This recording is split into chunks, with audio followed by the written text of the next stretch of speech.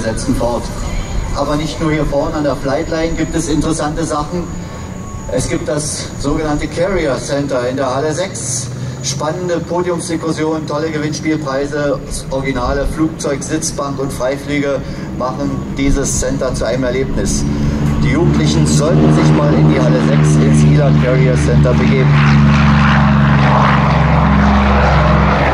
Now, what Peter was saying there was that if you're interested in a career in aviation or aerospace, there is the Career Centre in Hall 6, and aside from there's also some fantastic competitions with some great prizes to be won, so well worth a visit. While we were talking there, P-38. In einer besonderen aerodynamischen Auslegung des Rumpfes ein Doppelrumpfflugzeug von den Triebwerken ausgehend der Leitwerksträger für zwei Seitenleitwerke, die verbunden sind vom Höhenleitwerk. Der Pilot in einer extra Mini-Rumpfauslegung zwischen den Triebwerken. Kilometer pro Stunde, Reisegeschwindigkeit 450 km/h. Und da ist sie. From the left end.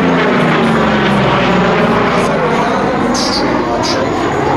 Lovely P-38 lining from the Flying Bulls. Designed by Lockheed as a long-range twin-engine fighter back in the late 1930s.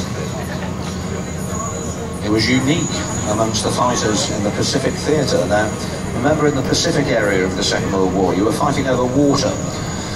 And if you lost your engine in a Mustang, you were going swimming.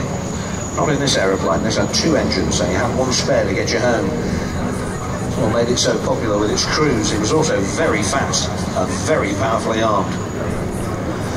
Der Einsatz im pazifischen Raum war auch deshalb für dieses Flugzeug angebrachter als die ansonsten hier in Europa viel eingesetzte P-51, die wir heute auch noch im Flug erleben werden, weil dieses Flugzeug halt zwei Triebwerke hat. Bei Ausfall eines Triebwerkes konnte sie immer noch mal nach Hause fliegen. Die P-51 wäre notgewassert bei den Handlungen über den Pazifischen Ozean. Das Flugzeug ist schnell, sagte ich schon, deshalb wurde es auch nach dem Krieg bei verschiedenen Air Races eingesetzt.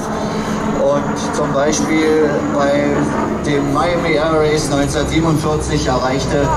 This particular example was built in one of the cowlings, so it's a very efficient shape aerodynamically.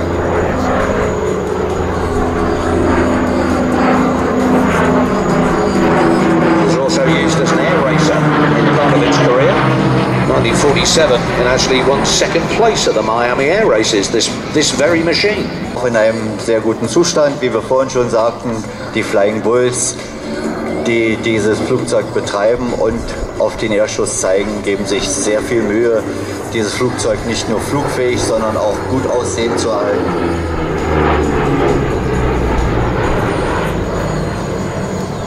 There's a very inners providing the extra air the engines needed at high altitude.